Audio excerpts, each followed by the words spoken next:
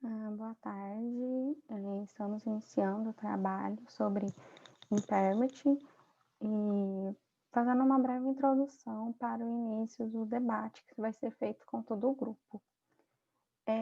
Então, o impairment ele é recomendável que anualmente as empresas avaliem seus ativos. Essa avaliação ela é realizada pelo teste de impairment. E para outros fins, tais como descobrir o valor de um ativo obsoleto dos bens de uma pessoa jurídica que será liquidada.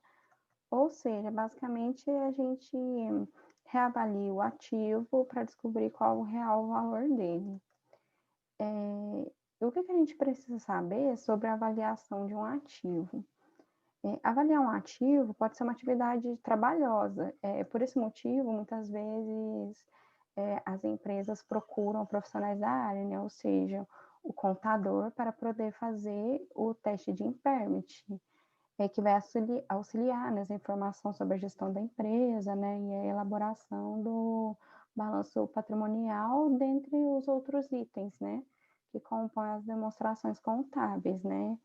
E segundo a lei, né, da avaliação do ativo, que é a Lei 6.404, de 1976, a análise dos ativos é feita para registrar perdas de valor do capital aplicado, para a gente poder revisar e ajustar o valor da vida útil econômica destes ativos, né? E essa avaliação, ela pode ser feita pelo meio do teste de impairment. Então, antes da gente partir sobre maior detalhação sobre como é o teste de impairment, é bom a gente reforçar a definição, né, do que realmente é o impairment. Então, o que é o impairment? O impairment, ele é um termo que se refere à redução ao valor recuperável do ativo. É com ele que a gente descobre quanto que um ativo vale após o seu tempo de utilização, obsolência, ou até mesmo com o estrago, né, durante os anos e o período que foi utilizado, né? Então, né, quando que a gente deve realizar um teste de impairment? Apesar de não ter uma data explícita, né, o recomendável é que o teste seja feito pelo menos anualmente, né? Mas é importante ressaltar que nem todos os ativos precisam ser analisados nesse teste. E a gente consegue verificar quais os ativos que precisam ser utilizados consultando o CPC 01. E né, a gente pode se perguntar, né, mas qual que é o objetivo, né, da gente fazer o teste de impairment? Então, o teste de impairment, ele é aplicado com o intuito de ajustar o valor contábil de um ativo para o valor justo ou em uso, né? Então, né, em outras palavras, é que quando o valor contábil de uma unidade geradora de caixa ou ativo sobre perda, haverá redução dele, né? Isso será feito através do teste de impairment. Para a gente fazer a análise de como analisar a quantia recuperável de um bem, é importante a gente fazer alguns questionamentos, como quanto esse ativo irá valer se for colocado para vender, e após utilizar, com o passar do tempo, esse valor vai continuar sendo o mesmo ou vai sofrer desvalorização? Esses questionamentos eles vão ser respondidos com a realização do teste de impairment.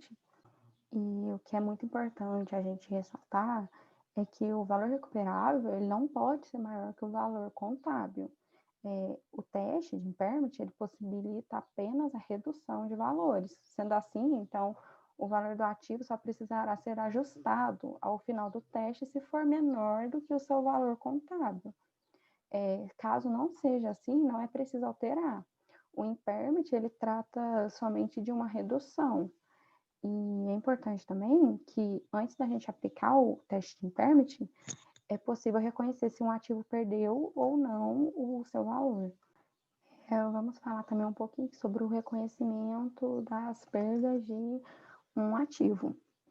Existem diversos métodos no teste impairment que possibilita calcular o valor de um ativo. Antes de executar, porém, pode ser que vocês já saibam que os ativos foram ou não desvalorizados. Existem algumas formas, né, da gente perceber se o ativo foi desvalorizado, né? Por fontes internas, né, que a gente nota, né, que o ativo tornou obsoleto, né, ou ocioso, ou por fontes externas, que é por meio das taxas de mercado sobre o retorno do investimento. E uma vez que a perda é reconhecida, seja por meio de fontes externas ou internas, é preciso que elas sejam calculadas, mesmo que não sejam notadas, o teste de impairment precisa ser aplicado pelo menos uma vez ao ano, como foi dito anteriormente. E também existem empresas que realizam o teste de impairment, elas trabalham realizando esse teste, você pode terceirizar esse serviço. Então, vamos falar um pouco sobre a aplicação do impairment, né? O teste pode ser utilizado de diferentes métodos, né? O em uso ou o justo. O que seria isso, né? O valor em uso, nele é calculado o valor que se espera obter no fluxo de caixa com os ativos, né? O que vai gerar de caixa e etc. O valor justo, ele se calcula a valor de mercado do bem do ativo que essa empresa vai possuir. Então, cabe à empresa escolher qual dos métodos ela irá utilizar. Depois que isso é feito, começa a avaliação e a análise desse ativo. E vocês podem se perguntar, né? Esses dois métodos, eles podem ser utilizados? Sim, ambos podem ser escolhidos para a aplicação do teste de impairment. Porém, isso demandaria mais tempo para a execução e, consequentemente, sairia mais caro, né? No caso de você provavelmente irá terceirizar o teste de impairment para a sua empresa, né? E uma observação importante é que quando os dois tipos de teste eles são aplicados ao final, é preciso escolher o maior montante entre eles, de acordo com a resolução da Lei 1292 de 2010, que o valor recuperável de um ativo é o maior montante entre seu valor justo e o valor em uso. Ou seja, né, um dos dois deve ser escolhido para representar a perda de impairment, né, ou seja, o valor recuperável do ativo. E para concluir, eu vou comentar, né, um exemplo mais didático para a gente entender um pouco, né, como é que funciona o teste de impairment, né? Um exemplo para a gente concluir seria que, por exemplo, num registro contábil, né, de uma determinada empresa, por exemplo, possui uma unidade geradora de caixa de 90 mil. E ao aplicar o teste, descobriu que o valor recuperável dela é apenas 75 mil. Aí, subtraindo um valor pelo outro, conclui que houve uma perda por impairment de 15 mil. Sabendo disso, será possível ajustar o valor do ativo no registro. Esse é um exemplo simples, né? Para a gente entender melhor, né? Uma forma mais teórica, né? E uma dica importante é que geralmente as empresas têm mais de um ativo ou unidade geradora de caixa. Com isso, o cálculo do ativo é um pouco mais complexo, né? Tendo em vista que você busca adquirir um conhecimento inicial sobre impairment, né? Ou que quer ver outros exemplos práticos. Então, é basicamente isso, né? E agora, né, após a conclusão dessa introdução, a gente vai dar início ao debate sobre impairment com todos os participantes do grupo. Eu esqueci de me apresentar, meu nome é Joyce Gonçalves.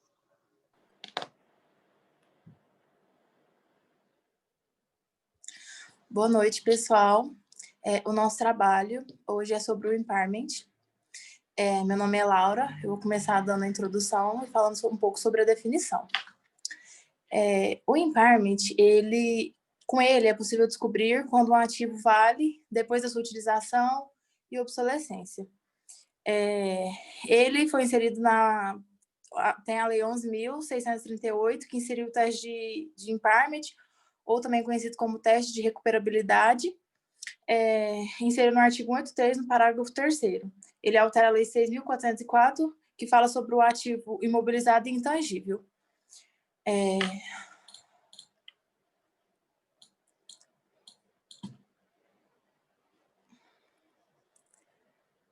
E agora, a gente vai falar um pouco sobre a origem do impairment.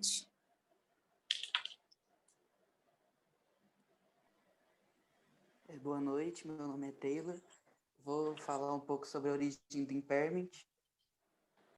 Primeiro que ela surgiu no cenário contábil por meio da FASB, que é uma instituição americana que faz padronizações contábeis, e em 2001 foi publicado com o objetivo de garantir que os ativos da empresa estivessem de acordo com seu valor justo. E aqui no Brasil, com a lei que a Laura acabou de falar, 11.638 de 2007, para padronizar o Brasil junto com as outras nações e garantir um padrão na contabilidade internacional, junto com o CPC 01, essa lei garantiu que o teste de impairment devesse ser obrigatório para as empresas aqui no Brasil. E falando um pouco sobre a mensuração do impairment, são duas as opções, digamos assim, que as empresas têm para para determinar o valor do impairment dos seus ativos. Primeiro é o valor líquido de venda, que é o valor que a empresa faz uma pesquisa no mercado, ou então por um próprio contrato da própria empresa que ela tem sobre um ativo parecido, ou então um valor líquido de venda que a empresa conseguiu informação a melhor disponível. E o outro é o valor em uso, que é a estimativa de fluxo de caixa futuro que a empresa espera obter com o ativo, ou então o quanto a empresa se beneficia com o uso desse ativo dentro da própria empresa. Dentre essas duas opções, digamos assim, que a empresa tem, a que ela vai escolher para determinar seu impairment, para determinar o valor justo do ativo e, consequentemente, determinar o impairment, ela vai escolher o maior valor entre esses dois. E eu queria puxar aqui um pequeno debate. Se vocês não acham assim que se a empresa se basear pelo valor em uso, que é, digamos assim, um valor que a empresa espera que o ativo retorne para ela mesma, se ela vender esse ativo, como o valor em uso é maior que o valor de mercado do ativo, vocês não acham que ela vai ter prejuízo muito frequente na venda dos ativos?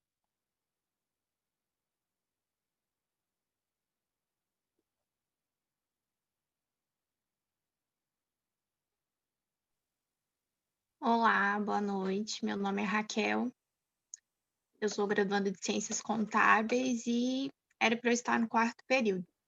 Puxando o gancho que o Taylor deixou, relacionado ao valor em uso e o valor líquido de venda do ativo, na minha opinião, a probabilidade do valor em uso, da perda de capital com a venda desse ativo, ela é muito grande, porque por mais que o seu valor em uso seja, muitas das vezes, maior que o valor líquido de venda, é muito difícil de você pegar um item já usado, né, no caso do ativo, por exemplo, imobilizado, um veículo, uma máquina, e conseguir pegar um valor maior do que o valor de uso dele. Então, eu acho que na maioria das vezes, né, não posso falar que é 100% das vezes, ocorreria sim uma perda de capital no caso dessa venda.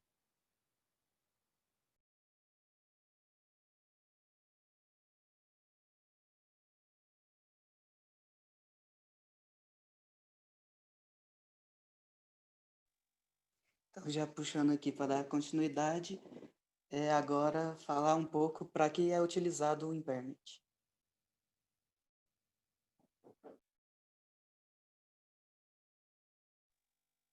Bom, o impairment é utilizado para você conseguir mensurar de forma real e fidedigna o valor em si do ativo.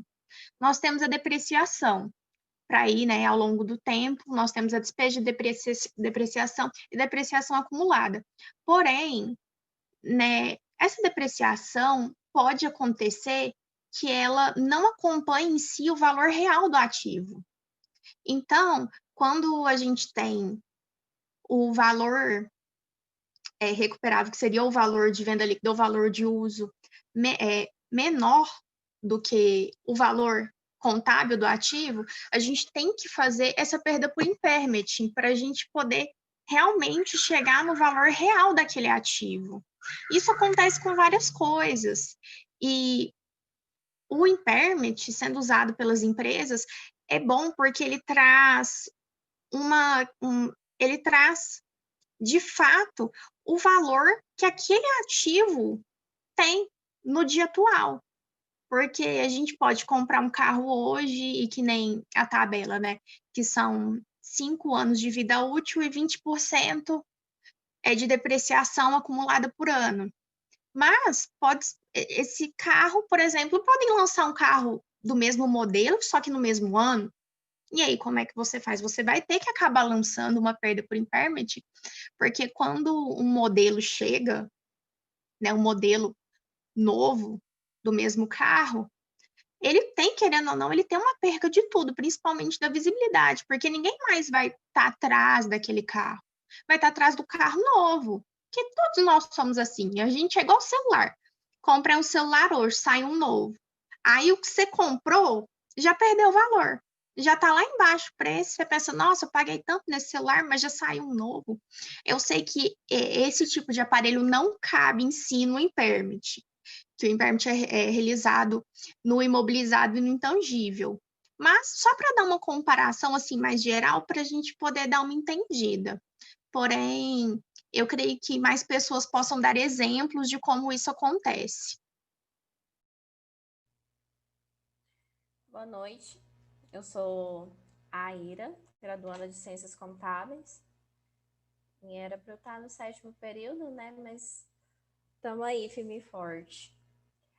Mas, puxando aí a menção da Raquel, por exemplo, uma certa empresa tem uma máquina de uma linha de produção e acaba percebendo que o valor de mercado dessa máquina diminuiu muito mais do que esperado. E isso a gente sabe que acontece bastante, né? Ou algum carro, por exemplo, utilizado, assim, algum veículo da própria empresa tenha alguma parte amassada, alguma coisa assim, porque querendo ou não, vai perder o valor com o passar do tempo, né? E a gente pode perceber que esse teste do impairment, ele tem várias vantagens para a empresa. Principalmente a gente pode falar assim no geral que vai evitar o prejuízo, né? E vai garantir que o valor do retorno do ativo nesse uso ou nessa venda não vai ser maior do que o valor registrado na contabilidade, né? E garante também muita transparência no balanço patrimonial, né?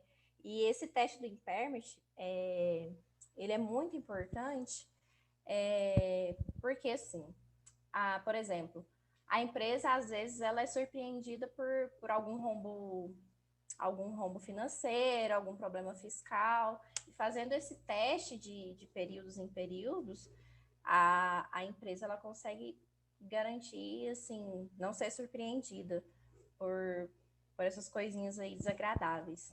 E um fator positivo para essas empresas é fazendo esse teste do impairment, quando principalmente eles necessitam de fazer algum empréstimo ou participar de alguma licitação. E fazendo esse teste ajuda muito na empresa.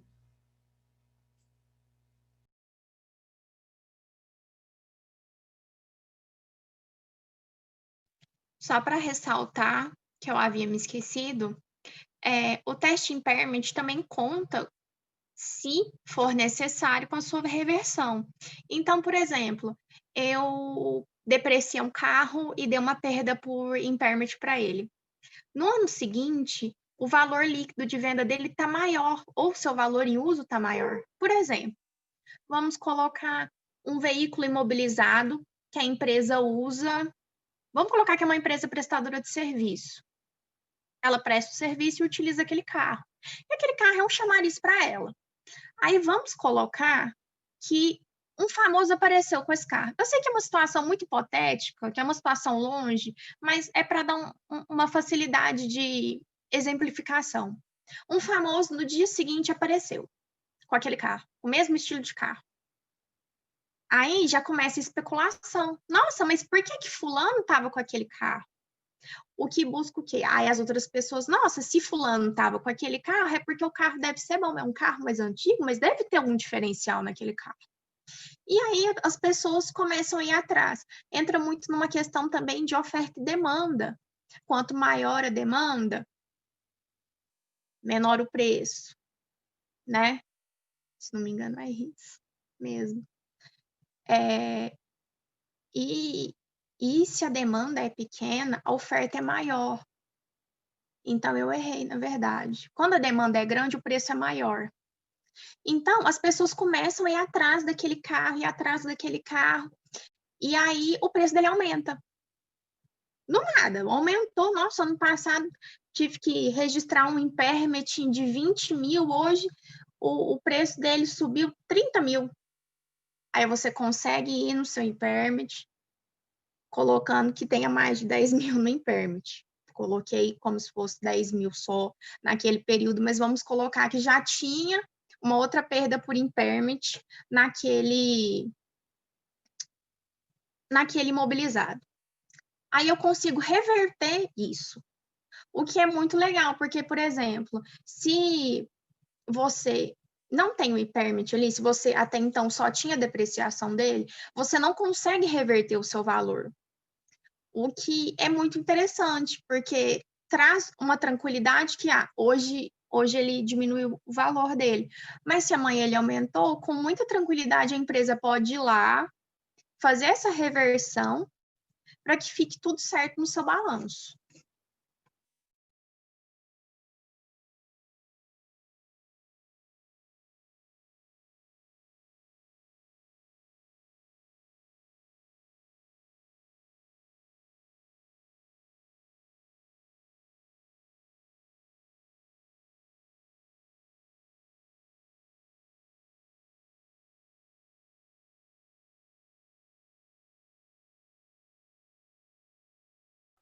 Acho que a Gabriela pode falar um pouco agora para a gente Não, sobre a contabilização do impairment. Então, como o Taylor já até falou aí, existe o valor em uso e o valor justo líquido, que é o que vai ser determinado para a realização do teste. Como ele disse, o valor em uso é o valor presente de fluxo de caixas futuros de um ativo, e o valor justo líquido é o que a gente espera após a venda. Então, determinando esse método, deve comparar o valor contábil e o valor recuperável do bem. Se o valor recuperável do ativo for maior do que o valor contábil, não será necessário nenhum registro, nenhum reajuste. Agora, se o valor recuperável for menor que o valor contábil, a empresa deve efetuar o ajuste. Efetuando o ajuste, debita na conta de despesa, de perda por desvalorização do ativo, que entra como outras despesas, e faz o crédito na conta redutora do ativo, ou do imobilizado, ou do intangível.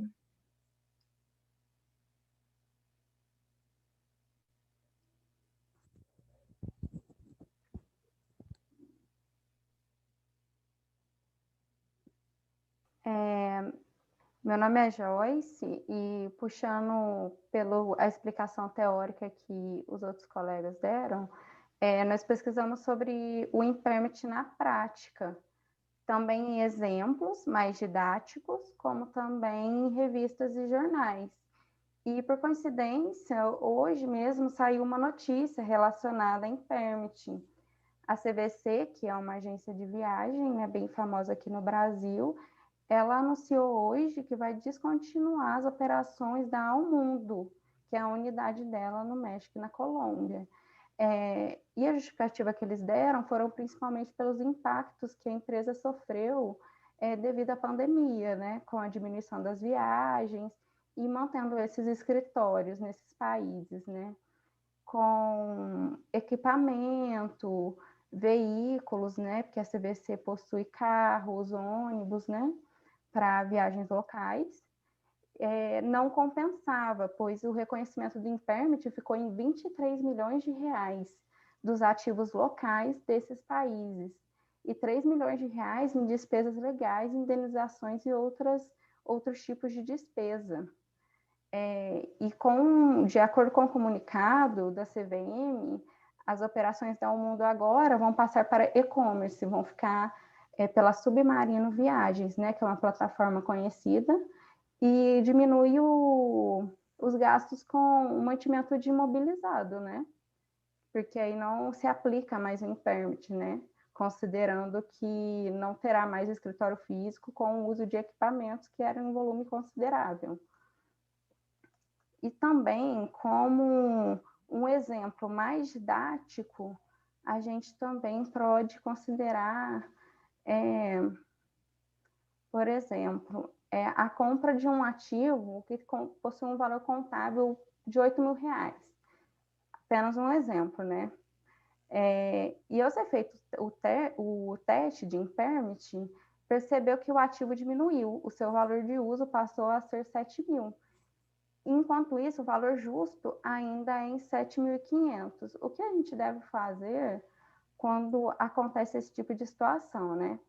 Nesse caso, o valor justo deve ser escolhido, porque quanto maior for o valor do ativo, melhor será para a empresa que deverá utilizá-lo e para comercializá-lo, né, depois. E também, né, é importante observar que o valor escolhido, né, ou seja, o valor justo, será o valor recuperável desse ativo, e o qual deve ser registrado caso ele sofra perda por impairment ou perda por desvalorização, que no caso foi de apenas R$500. Apenas para comparar um exemplo mais acadêmico, eu digo, né, mais dos livros, com um exemplo prático, que seriam das notícias, como foi da CVC, que acabou anunciando hoje que não compensaria mais manter as filiais em outros países devido ao valor muito alto de impairment registrado.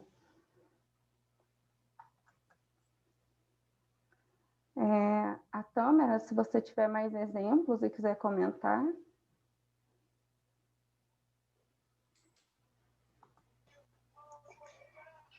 Então, uma empresa, assim, quando vai fazer o teste de impairment, só para reforçar o que significa, no caso, é mais para ver se o ativo teve uma desvalorização, né, ou se teve uma valorização na hora da venda. Então, assim, quando um equipamento, no caso, ele vai, na hora da venda, a gente vai reconhecer se teve ou não, a gente vai ver primeiro se o ativo, ver o valor contábil, né, desse ativo, depois em seguida a gente vai e observa também seu valor de uso, o valor de venda, ver dos dois quais são o maior, né, para assim chegar no valor real se ele teve uma desvalorização ou se teve uma valorização, então, no seu ativo. A gente também pegou alguns exemplos no CPC, no caso de uma empresa de ônibus que fornece serviço sob contrato a um município que requer a prestação de serviço mínima em cada uma das 5 linhas operadas. Os ativos alocados a cada linha e os fluxos do ativo proveniente de cada linha pode ser identificados separadamente. Uma das linhas opera com prejuízo significativo. Como a entidade não tem a opção de eliminar nenhuma das linhas operadas, o nível mais baixo de entradas de cada ativo identificável são substancialmente dependentes das entradas de caixas provenientes de outros ativos ou grupos de ativos, são entradas de caixas geradas por 5 linhas em conjunto. Então, a unidade geradora de cada caixa de linha é sempre a empresa de ônibus como um todo. Então, a gente verifica tudo isso. Agora, também Canelita, ela vai citar alguns exemplos.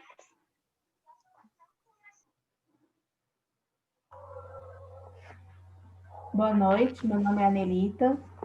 Eu vou falar do item 67, que é o valor recuperado de um ativo individual que não pode ser determinado. O ativo não gera entradas de caixa que são, em grande parte, independentes daquelas provenientes de outros ativos. Por exemplo, uma entidade de mineração tem uma estrada de ferro particular para dar suporte às suas atividades de mineração. Essa estrada pode ser vendida somente pelo valor de sucata e ela não gera entradas de caixa que são, em grande parte, independentes das entradas de caixa provenientes de outros ativos da mina. No caso, não é possível estimar o valor recuperável da estrada de ferro privada porque seu valor em uso não pode ser determinado e é provavelmente diferente do valor de sucata. Portanto, a entidade deve estimar o valor recuperável da unidade geradora de caixa à qual a estrada de ferro particular pertence, isto é, a mina como um todo.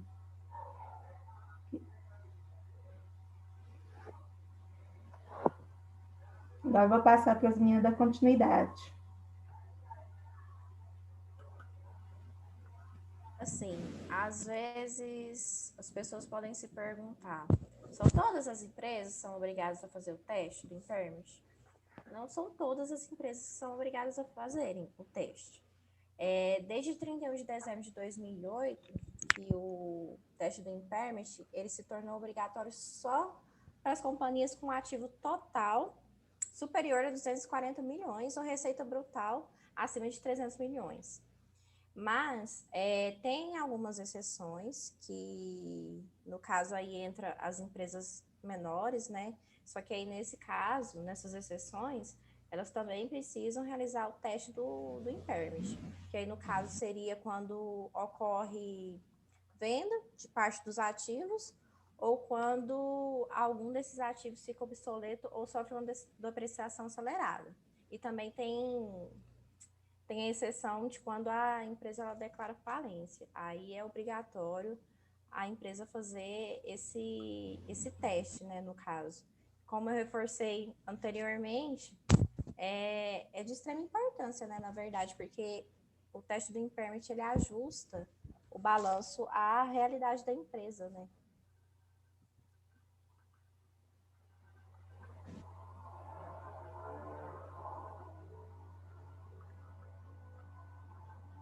Gabriela, você vai querer falar sobre a divulgação, pessoal? Gente, isso, vou falar um pouquinho sobre a divulgação.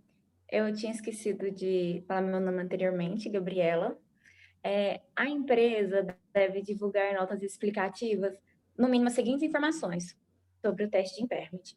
O valor da perda, reversão da perda, com desvalorização reconhecidas no período eventuais, reflexos em reservas de reavaliações, os eventos e circunstâncias que levaram ao reconhecimento ou à reversão da desvalorização, a relação dos itens que compõem a unidade geradora de caixa e uma descrição das razões que justifiquem como foi composta. Se o valor recuperável é o valor líquido de venda, divulgar a base usada para determinar esse valor. E se o valor recuperável é o valor em uso, divulgar a explicação à taxa de desconto usada na estimativa. Então, esses são na verdade, são os principais que deve conter nas notas explicativas acontecendo no impairment.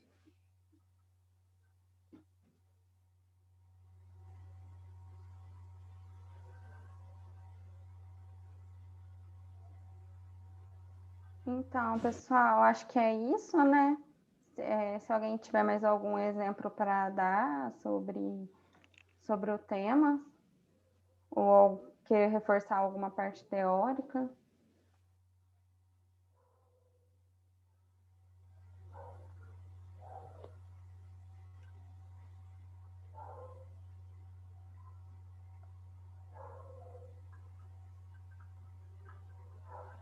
Acho que é isso, né?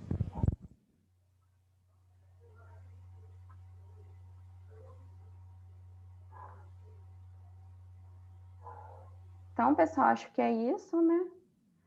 Então, esse foi o nosso trabalho, né? A gente somos o grupo de verbalização de impairment e a gente espera ter esclarecido as dúvidas sobre o tema, tanto no teor prático como no teor teórico.